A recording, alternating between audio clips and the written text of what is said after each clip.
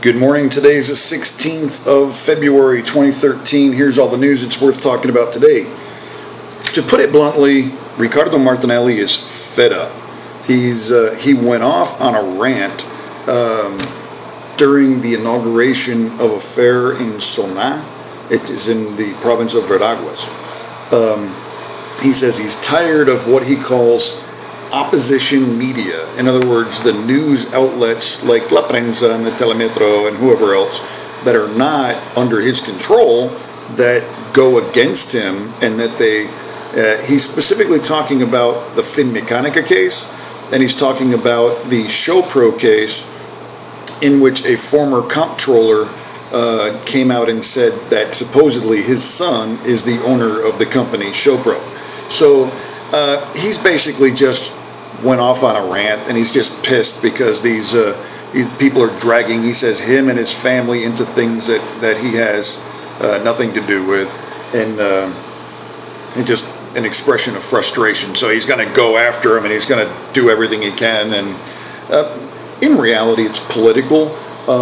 If the Panaministas were in charge, then the Panama America, which is his newspaper, would be attacking them and doing the exact same thing because they're not in charge. It's all about the money and who's trying to control the government, who wants to control the government, and they just want to make him look as bad as they possibly can.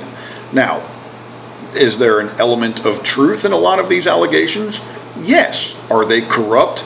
Yes. Is every Panamanian politician corrupt? Apparently so. So if you just accept that as a baseline, it's like all Panamanian politicians are corrupt, and we as foreigners, personally, I could give a crap less who's running the country because, hey, they're all going to do about the same job.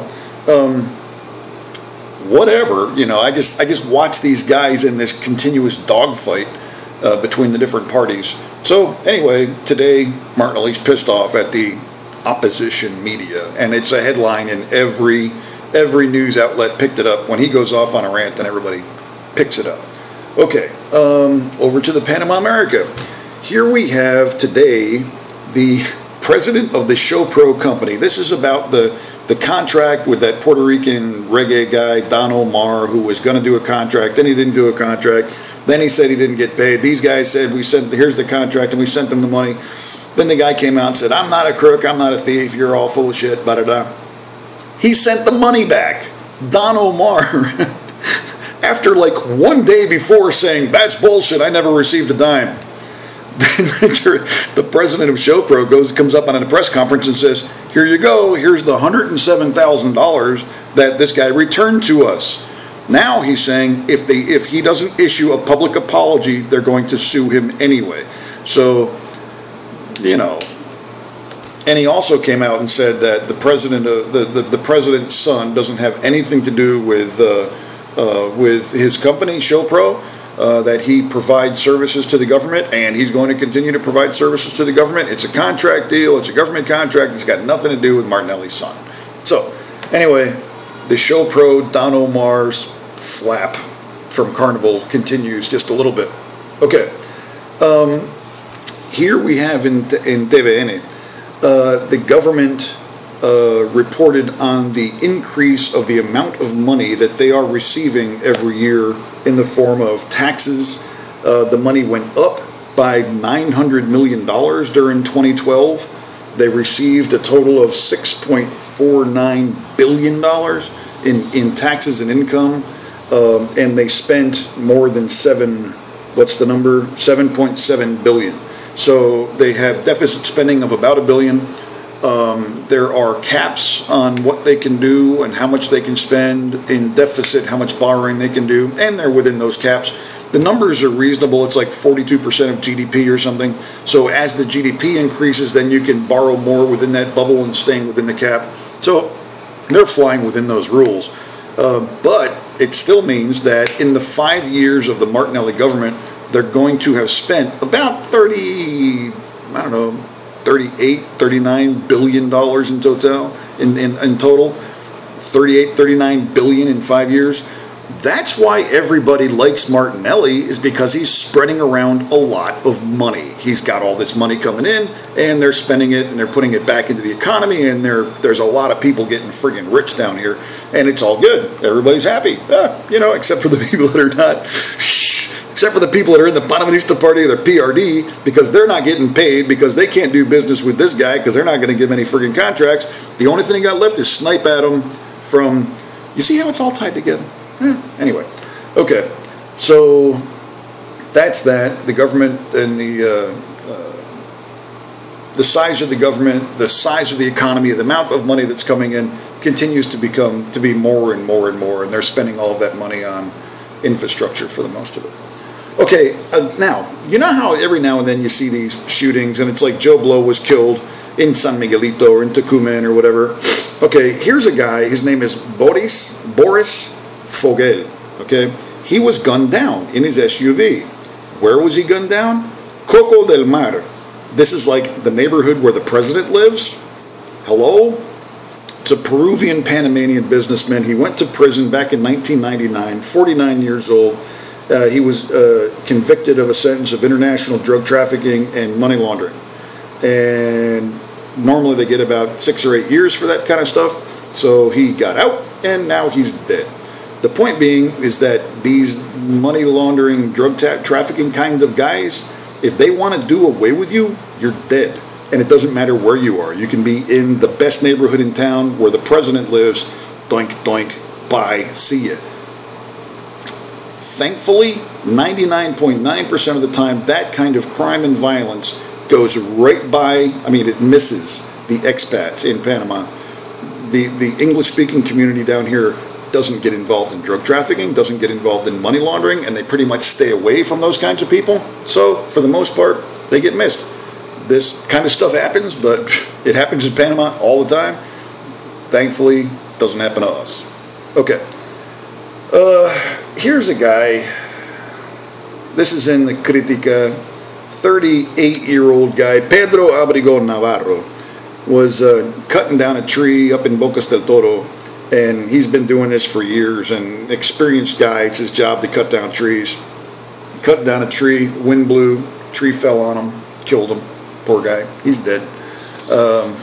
Anyway, I guess safety and security, if you're going to cut down trees, be safe. I don't know, just whatever. Okay. Here's in the Telemetro. This is once again in the Telemetro, Channel 13, PRD, has been slamming away on poverty and people who live up in the mountains with nothing. Okay.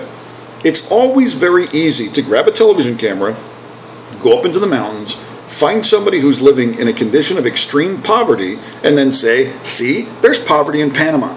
Well, of course, there's no doubt that there's poverty in Panama. However, the point of their reporting is they're trying to say the growth and the money in Panama, that the rich are getting richer and the poor are staying poor. Bullshit. It's not true. If you look at the real, when I was watching these reports yesterday, and I was just fuming in my house. I was like, sons of bitches, because this is biased, politically motivated reporting. If you look at the numbers on the growth of pay and take-home salary and how much money people have, and then you compare that, yeah, there's been an increase of inflation and prices have gone up, but the growth of wages has outstripped the growth of inflation by about 20-30% or more. So you get more money, and things are more expensive, but you end up getting more money in the end. There's 60,000 jobs in Panama that are going unfulfilled. If you have any skills at all, you can get a job, you can work, and you can make money. If you're poor, ignorant, criminal, drug addicted, living in the mountains, 100 miles away from the closest job, of course you're going to be poor. Duh! These people are raising chickens and they're raising rice, and that was the content of the story. We eat what we raise, and most of the time we're hungry. Wonder why.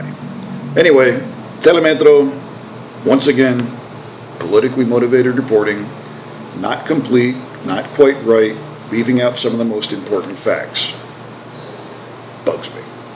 All right, let me see. It's still the Quaresma. It's still the 40 days before Holy Week, so everybody's eating fish.